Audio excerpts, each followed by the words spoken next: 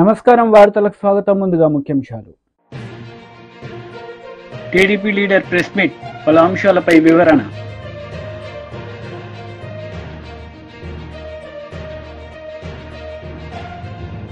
BJP leader press meet, పలు అంశాలపై వివరణ. టీడీపీ లీడర్ మీడియా సమావేశం నిర్వహించారు. ఈ సందర్భంగా పలు అంశాలపై ఆయన మాట్లాడారు. రాష్ట్రంలో అన్నా క్యాంటీన్స్ ఆగస్ట్ 15న స్టార్ట్ చేస్తున్నాం. గత 2014-19 అప్పుడు ఈ అన్నా క్యాంటీన్స్ని పేదల నిరుపేదల కోసం ప్రతి పేదవాడు కేవలం 5 రూపాయలతో చక్కటి భోజనం, ఆరోగ్యకరమైన భోజనం, మంచి ప్లేసులు అంటే తినే ప్లేస్ కూడా హైజీనిక్ గాను, తర్వాత చాలా ఆహ్లాదకరంగా ఉండాలని ఆ రోజు సీఎం గారు ఆదేశించడం, దానికి తగ్గట్టుగానే రాష్ట్రంలో 203 అన్నా క్యాంటీన్స్ యాక్చువల్గా ప్రారంభించడం జరిగింది. వాటిల్లో అంటే 203లో 183 యాక్చువల్గా వర్కింగ్కి వచ్చినాయి. దాదాపు ప్రతిరోజు 2,25,000 మంది భోంచేస్తున్నారు. 2,25,000 మంది. అటువంటి అన్నా క్యాంటీన్స్ని గత ప్రభుత్వం పూర్తిగా మూసేసింది. వాళ్ళు చేయదలుచుకుంటే రూపాయికి ఇచ్చుండొచ్చు, అంటే మేము 5 రూపాయలకి ఇస్తే రూపాయి కూడా ఇచ్చుండొచ్చు. కానీ ఒక కక్ష సాధింపుతో ఆ ప్రభుత్వం చేసింది. అయితే మళ్ళీ అన్నా క్యాంటీన్స్ని ఓపెన్ చేస్తామని సీఎం గారు చెప్పడం, దాని మీద యాక్చువల్గా క్యాబినెట్లో కూడా మొన్న డిసైడ్ చేశారు.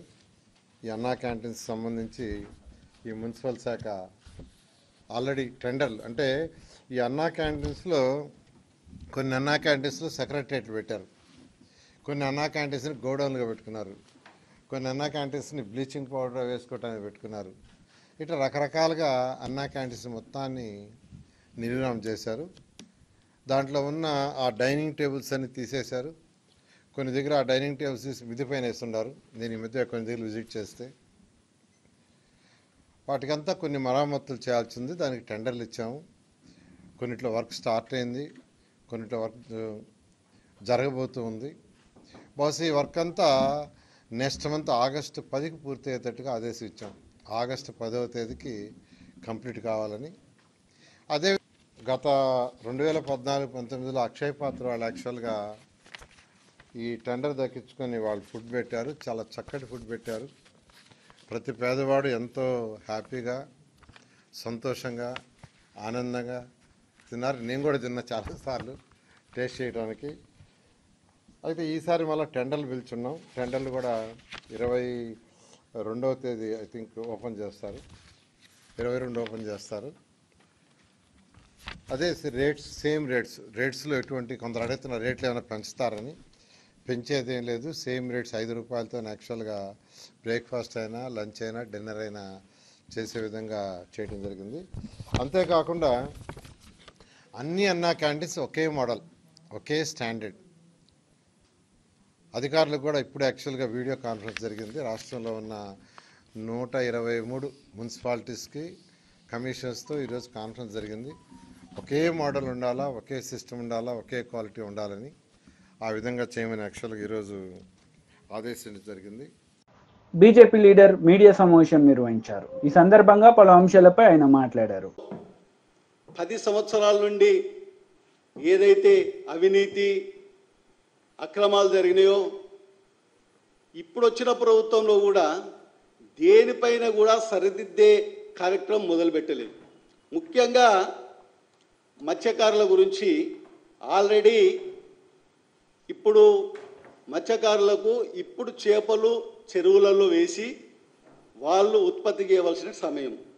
కానీ ఇవాళ జూలై 18 ఆల్రెడీ టెండర్లు ఈ నెల 23వ తారీఖు వరకు టెండర్లకు టైం ఇచ్చిండ్రు.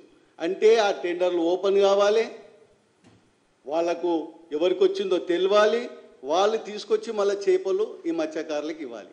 ఇచ్చే వరకు దాదాపు ఇంకో నెల రోజులు పడుతుంది. అసలు ఆ చేప కరెక్ట్ చేతికి రావాలంటే 9 నెలలు సమయం పడుతుందంట, మంచి చేప రావాలంటే. కానీ దాని గురించి కూడా చర్య లేదు. ఆల్రెడీ ఇంతకుముందు 80 కోట్లకెళ్ళి స్టార్ట్ అయింది బీఆర్ఎస్ ప్రభుత్వంలో. ఇవాళ 110 కోట్లతోని మేము ఈ సొసైటీలకు చేపలు పంపిణీ చేస్తామని అన్నారు. కానీ అది 23వ తారీఖు రోజు టెండర్ పిలిచిండ్రు. యాక్చువల్గా రాష్ట్రంలో చేప పిల్లల పంపిన 26,357 జలాశయాల్లో 85,000 కోట్ల 60 లక్షల చేప పిల్లలు చేయాలి ఒకటేసారి. కానీ ఇక్కడ మత్స్యశాఖ సీడ్ ఉత్పత్తి మాత్రం 10% ఈ రాష్ట్రంలో. 6 ఏళ్లుగా 80% ఏపీకేలే తెప్పించుకున్నారు ఇక్కడ. కానీ ఇక్కడ ఉన్నదాన్ని ఇక్కడికేలే తీసుకుంటామని చెప్పి ఇప్పటి వరకు ఆ ప్రభుత్వం చేయలే. ఇప్పుడు ఈ ప్రభుత్వం ఏం చేస్తుందో కూడా ఇంకెవరికి తెలియదు. దాదాపు చిన్న చిన్న రిజర్వాయర్లు, భారీ రిజర్వాయర్లు 80 నుంచి 100 సైజు ఉన్న మిల్లిమీటర్ చేపలు విడుదల చేయనున్నారు. కానీ ఇప్పటి వరకు ఈ బీఆర్ఎస్ ప్రభుత్వంలో వాళ్ళు యాక్చువల్గా ఈ చేప పిల్లల గురించి శాస్త్రవేత్తలు చెప్పింది ఏంటంటే దాదాపు ఒక 2 ఇంచుల పైన 3 ఇంచుల పైన చేపనే మనం చెరువులలో వేస్తే అవి పెరగడానికి అవకాశం ఉంది, జీవించడానికి అవకాశం ఉందని ఉన్నది. దాన్ని కూడా వాళ్ళు ఒక రేట్ ఫిక్స్ చేసిండ్రు. ఏమని? దాదాపు 3 రూపాయలు పెట్టి కొంటేనే, అలాంటి ధరతో కొంటేనే అవి ఒక నాణ్యతమైన దొరుకుతాయి, లేకపోతే దొరికేని అది.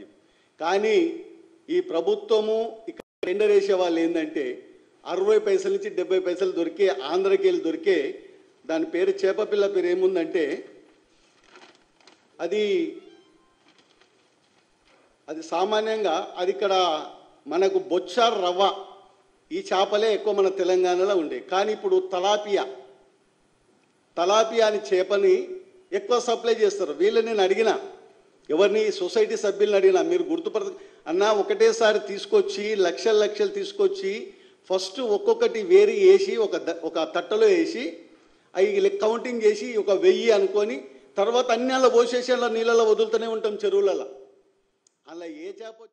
మంత్రి గుడివాడ అమర్నాథ్ మీడియా సమావేశం నిర్వహించారు. ఈ సందర్భంగా టీడీపీ నేతలపై ఆయన విరుచుకుపడ్డారు. పార్టీ అధ్యక్షులైనటువంటి గౌరవనీయులు మాజీ ముఖ్యమంత్రి జగన్మోహన్ రెడ్డి గారు రేపు ఆ కుటుంబాన్ని పరామర్శించడానికి కూడా ఇప్పటికే బెంగళూరు నుంచి విజయవాడ చేరుకున్నారు. రేపు ఉదయం వారిని పరామర్శించడానికి కూడా వెళ్ళబోతా ఉన్నారనేటువంటి విషయాన్ని ఈ సందర్భంగా తెలియజేస్తా ఉన్నా. ఏ రకంగా ఈరోజు ఉదయం గౌరవ పార్లమెంట్ సభ్యులైనటువంటి మిథున్ రెడ్డి గారు, మా మాజీ పార్లమెంట్ సభ్యులైనటువంటి రెడ్డప్ప గారిని పొంగనూరులో వారి ఇంటికి వెళ్ళి కలవడానికి వెళ్తే ఆ ఇంటి మీద రాళ్లతో దాడులు చేసి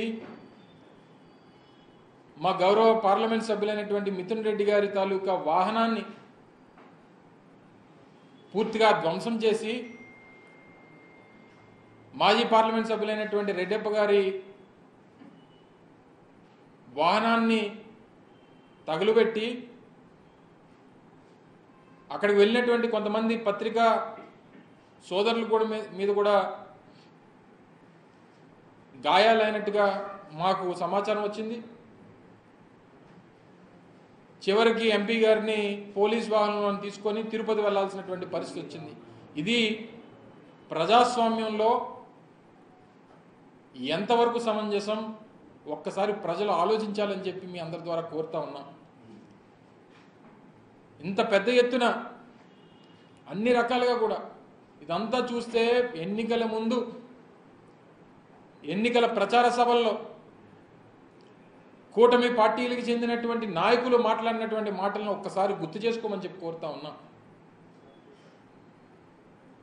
ఏ రకమైనటువంటి మాటలు, ఏ రకంగా వారి పార్టీ నాయకుల్ని కార్యకర్తల్ని ప్రేరేపించారో, ఏ రకంగా రేపు అధికారంలోకి వస్తే వారి మీద దాడులు చేస్తామన్నటువంటి ఒక మెసేజ్ని ఎన్నికల కన్నా ముందే ఏ రకంగా కూటమి పార్టీకి చెందినటువంటి నాయకులు ఇచ్చారో అనేటువంటిది ఒకసారి గుర్తు చేసుకోమని చెప్పి కోరుతా ఉన్నాం. గడిచినటువంటి 45 రోజులుగా ఆంధ్రప్రదేశ్ రాష్ట్రంలో భారత రాజ్యాంగాన్ని పాటించట్లేదు.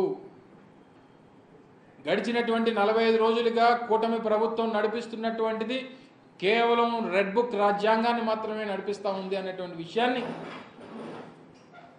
ఈ సందర్భంగా మీ ద్వారా ప్రజలకు తెలియజేస్తూ ఉన్నాం. దానికి అనేక ఉదాహరణలు, ఇందాక నేను చెప్పినట్టుగా అనేక ఉదాహరణలు మనం చూడొచ్చు. పూర్తిగా శాంతి భద్రతలు అనేటువంటివి లేకుండా పోయే, దాన్ని కంట్రోల్ చేసేటువంటి పరిస్థితుల్లో ముఖ్యమంత్రి గారు లేరు, మిగిలినటువంటి వారి మంత్రివర్గం లేదు, వారికి సంబంధించినటువంటి వారితో పాటు ఉన్నటువంటి కూటమిలో ఉన్నటువంటి మిగిలినటువంటి రాజకీయ పార్టీకి చెందినటువంటి నాయకులు లేరు. అన్ని రకాలుగా కూడా రాష్ట్రంలో ఉన్నటువంటి వైఎస్ఆర్ కాంగ్రెస్ పార్టీ నాయకత్వాన్ని, వైఎస్ఆర్ కాంగ్రెస్ పార్టీ నాయకత్వం దగ్గర నుంచి కింద స్థాయి కార్యకర్త వరకు ఏ రకంగా బెదిరించాలి, భయపెట్టాలి, ప్రాణాలు తీయాలి, నేరుగా ముఖ్యమంత్రి స్థానంలో ఉన్నటువంటి చంద్రబాబు నాయుడు గారు కూడా ఈ మధ్యకాలంలో అనేక మార్లు పూర్తిగా నాయకత్వాన్ని, నాయకుడిని భూస్థాపితం చేస్తామన్నటువంటి మాటలు అనేక సందర్భాల్లో ఈ మధ్యకాలంలో చెప్తున్నటువంటి విషయాన్ని కూడా మనం చూస్తూ ఉన్నాం.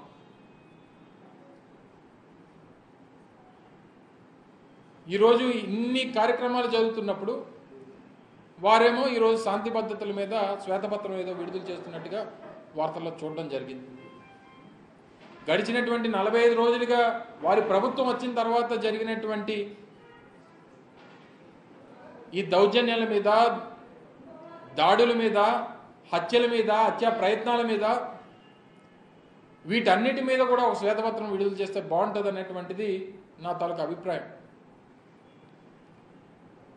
ఇంకా 45 రోజులు అయిపోయినా ఇంక ఏ సందర్భం వచ్చినా ఇంకా వైఎస్ఆర్ కాంగ్రెస్ పార్టీని నిందించడం, చివరికి ఏ స్థాయి దిగజారిపోయారంటే నిన్న జరిగినటువంటి హత్య కూడా వైఎస్ఆర్ కాంగ్రెస్ పార్టీ నాయకుల మధ్యలోనే జరిగింది అనేటువంటి విషయాన్ని వారి ప్రచార సంస్థల ద్వారానో వారి సోషల్ మీడియా ద్వారానో చెప్పేటువంటి ప్రయత్నం చేస్తారు. బీఆర్ఎస్ లీడర్ మీడియా సమావేశం నిర్వహించారు. ఈ సందర్భంగా పలు అంశాలపై ఆయన మాట్లాడారు. ఇవాళ ఎన్నికల ముందు కాంగ్రెస్ పార్టీ అనేక సభల్లో రాహుల్ గాంధీ చేస్తా ఉన్న 2 లక్షలు ఇయ్యలే, రేవంత్ ఆంక్షలు విధించారు, వాళ్ళ నాయక నిబంధనలు విధించారు, 20% మాత్రమే చేస్తాము, కేసీఆర్ ఘోరంగా చేసి మళ్ళా తీసుకోండి, రుణం చేసింది అత్యంత తక్కువ చెప్పుకోవాల అత్యంత ఎక్కువగా.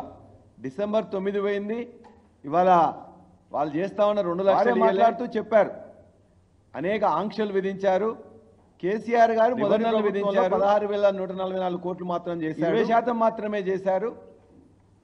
రెండోసారి ప్రభుత్వంలో దర్యాగా 12,000 కోట్లు చేశాడు చెప్పుకుంటున్నారు. మేము మాత్రం ఇవాళ 30,000 కోట్లు ఒకటే రోజులో అకౌంట్లో వేస్తామని చెప్పారు. మాత్రం అత్యంత ఎక్కువ వేసిండ్రా, వేలే.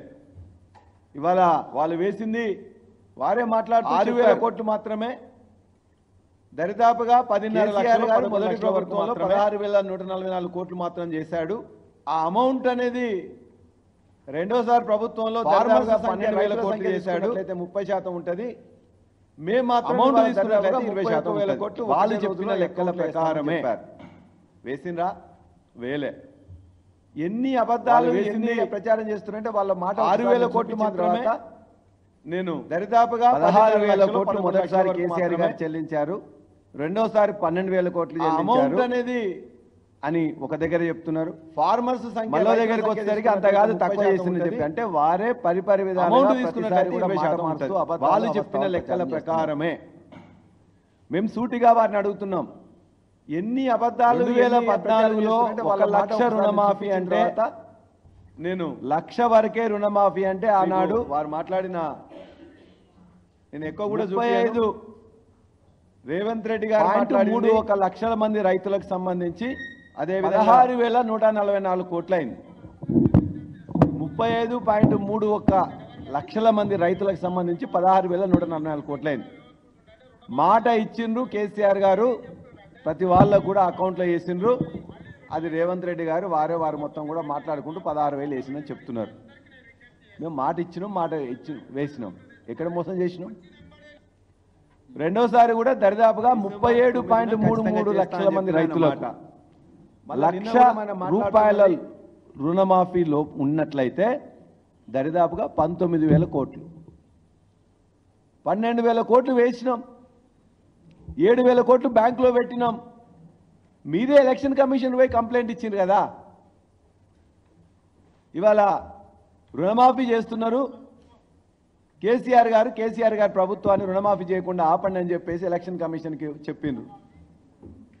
ఎలక్షన్ వచ్చిన తర్వాత, ఎలక్షన్ అయిపోయిన తర్వాత ఆ నిధులన్నీ కూడా మీ మంత్రులు, మీ యొక్క కాంట్రాక్టర్లు తీసుకున్నది వాస్తవం కాదు మీకే తెలుసు. రైతు బంధుకి వేసిన నిధులు తీసుకున్నారు, రుణమాఫీకి వేసిన నిధులు తీసుకున్నారు. మేము మాట తప్పలే. రుణమాఫీ ద్వారా లెక్కలు కరెక్ట్గా చెప్పినాం. మేము ఎప్పుడు కూడా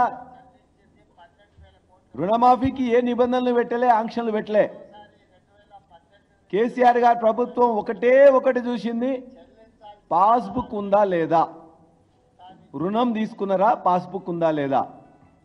అందుకే 1,00,000 మాఫీ చేస్తున్నప్పుడు 35 లక్షల మందికి చేసినాం.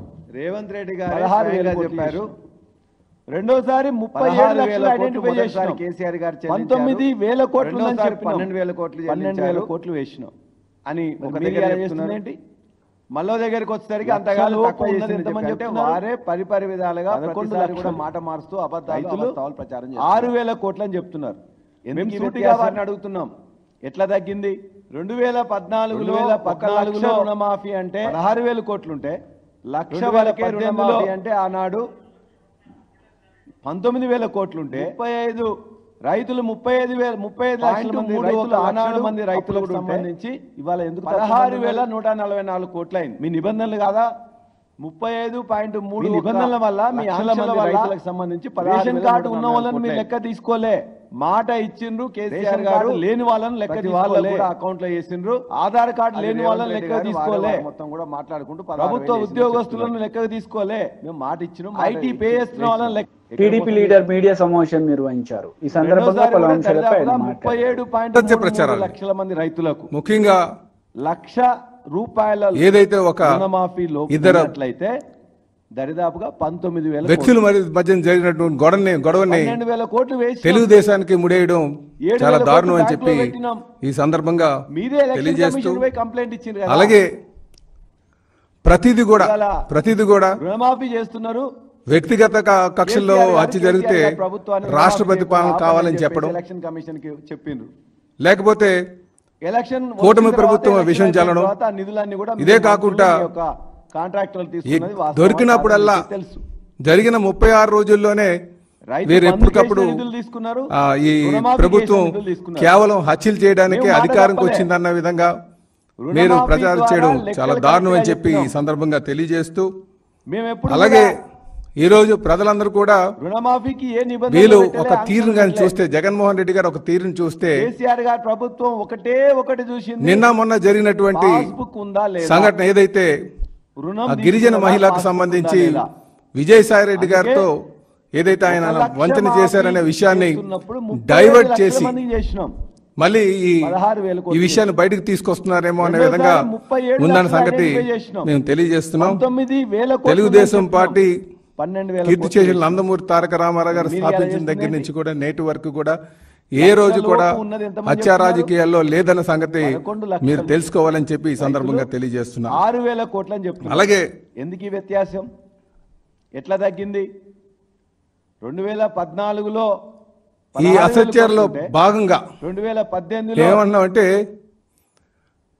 19,000 కోట్లుంటే తెలుగుదేశం పార్టీ అధికారంకి వచ్చిన తర్వాత రైతులు ఆనాడు అప్పుడు కూడా వీళ్ళు ఏ విధంగా వైసీపీ నాయకులు కావచ్చు, లేకపోతే జగన్మోహన్ రెడ్డి గారు కావచ్చు, మీ నిబంధనల వల్ల, మీ ఆంక్షల వల్ల టీడీడీలో ఏదైతే టీడీడీలో ఉన్నటువంటి వాటాన్ని తెలంగాణకి ఇచ్చేశారని చెప్పి చెప్పడం. లెక్క తీసుకోలే. అదే కాకుండా ఆధార్ కార్డు లేని వాళ్ళని లెక్కకు తీసుకోలే, సుమారు 15 మంది కమ్మ వాళ్ళకు ఉద్యోగస్తులను లెక్కకు తీసుకోలే, మంత్రి పదవులు ఇచ్చారని చెప్పడం, IT పే చేస్తున్న వాళ్ళని లెక్కకు అదే కాకుండా తీసుకోలే. తెలుగు మీడియం ఇవన్నీ లెక్కలో ఇంగ్లీష్ మీడియం తీసి తెలుగు మీడియం పెట్టారని చెప్పడం, అంటే ఏదో విధంగా తెలుగుదేశం పార్టీ మీద అసత్యాలు అబద్ధాలు చెప్పి ఒక ఫేక్ పర్సన్గా జగన్మోహన్ రెడ్డి గారు నడుస్తున్నటువంటి తీరు మీరు గమనించాలని చెప్పి ఈ సందర్భంగా తెలియజేస్తున్నాం. అలాగే జగన్మోహన్ రెడ్డి గారు నిజంగా చెప్పాలంటే గడిచిన 5 సంవత్సరాలు వారు ఏదైతే ఈ హత్యా రాజకీయాలు చేశారో, అంటే జగన్మోహన్ రెడ్డి గారు రాజకీయ రాక్షసత్వానికి మరి కేర్ ఆఫ్ అడ్రస్ ఎవరు ఉన్నారంటే అది జగన్మోహన్ రెడ్డి అని చెప్పి మేము తెలియజేస్తున్నాం. గడిచిన 5 సంవత్సరాలుగా ఆయన హత్యా రాజకీయాలతో ఆయన పాలన సాగించారు కనుకనే దాని ఛాయలే ఇప్పుడు ఈ సంఘటన అని చెప్పి మేము తెలియజేస్తున్నాం.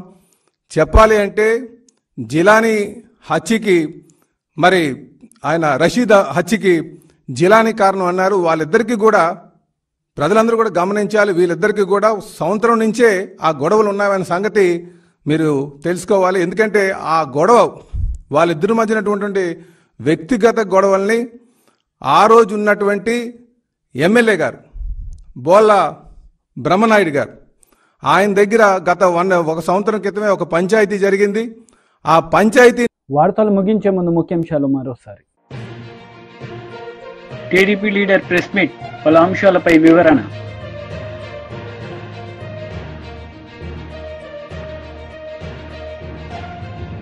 బీజేపీ లీడర్ ప్రెస్ మీట్, పలు అంశాలపై వివరణ. ఈ వార్తలు ఇంతటితో సమాప్తం. తిరిగి ప్రసారమయ్యే వార్తల్లో మళ్ళీ కలుద్దాం. అంతవరకు సెలవు. నమస్తే.